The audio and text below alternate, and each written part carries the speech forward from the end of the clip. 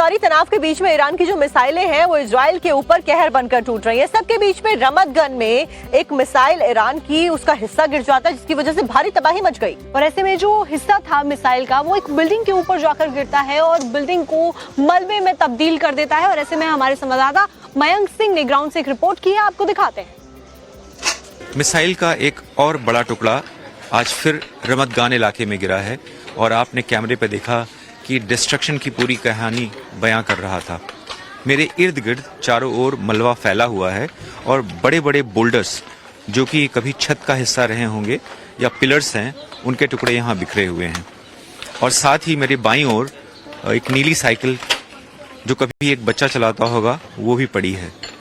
और उसी के आगे पूरा जो सीलिंग है और मेटल फ्रेम्स हैं वो सब आके नीचे क्रैश हो चुके हैं और उनके बीच में और बच्चों की साइकिलें भी पड़ी हुई हैं जो कि अपने धर्म को लेकर के बहुत डेडिकेटेड और डिवोटेड हैं और वो एक तरह से ही ज़िंदगी को जीते हैं। आप उनकी यूनिफॉर्म्स को देख करके समझ सकते हैं।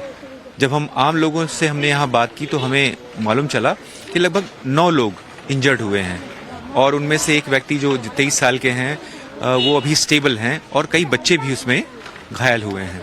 पर एक अच्छी बात जो यहाँ से निकल के आई वो ये कि कोई मौत या किसी की जान नहीं गई है। पर रमतगान उस लाइन ऑफ फायर में है जहाँ की लगातार मिसाइल के टुकड़े या क्लस्टर बॉम्ब के टुकड़े आते रहे हैं लगातार। 18 मार्च को भी इसी रमतगान इलाके में 2 बुजुर्गों की मौत हुई थी और उसी शाम एक और घर में क्लस्टर मिशन ने आके अपना डिस्ट्रक्शन फैलाया था।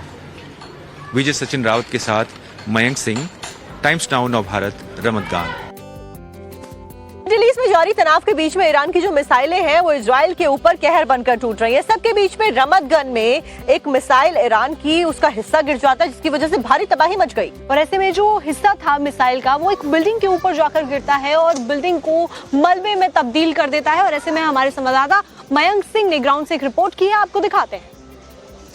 मिसाइल का एक और बड़ा टुकड़ा आज फिर रमतगान इलाके में गिरा है और आपने कैमरे पे देखा कि डिस्ट्रक्शन की पूरी कहानी बयां कर रहा था।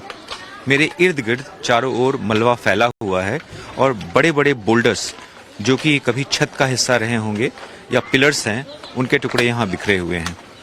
और साथ ही मेरे बाईं ओर एक नीली साइकिल जो कभी एक बच्चा चलाता होगा वो भी पड़ी है। और उसी के आगे पूरा जो सीलिंग है और मेटल फ्रेम्स हैं वो सब आके नीचे क्रैश हो चुके हैं और उनके बीच में और बच्चों की साइकिलें भी पड़ी हुई हैं जो कि अपने धर्म को लेकर के बहुत डेडिकेटेड और डिवोटेड हैं और वो एक तरह से ही ज़िंदगी को जीते हैं। आप उनकी यूनिफॉर्म्स को देख करके समझ सकते हैं। जब हम आम लोगों से हमने यहाँ बात की तो हमें मालूम चला कि लगभग 9 लोग इंजर्ड हुए हैं और उनमें से एक व्यक्ति जो 23 साल के हैं वो अभी स्टेबल हैं और कई बच्चे भी उसमें घायल हुए हैं। पर एक अच्छी बात जो यहाँ से निकल के आई वो ये कि कोई मौत या किसी की जान नहीं गई है। पर रमतगान उस लाइन ऑफ फायर में है जहाँ की लगातार मिसाइल के टुकड़े या क्लस्टर बॉम्ब के टुकड़े आते रहे हैं लगातार। 18 मार्च को भी इसी रमतगान इलाके में 2 बुजुर्गों की मौत हुई थी और उसी शाम एक और घर में क्लस्टर मिशन ने आके अपना डिस्ट्रक्शन फैलाया था।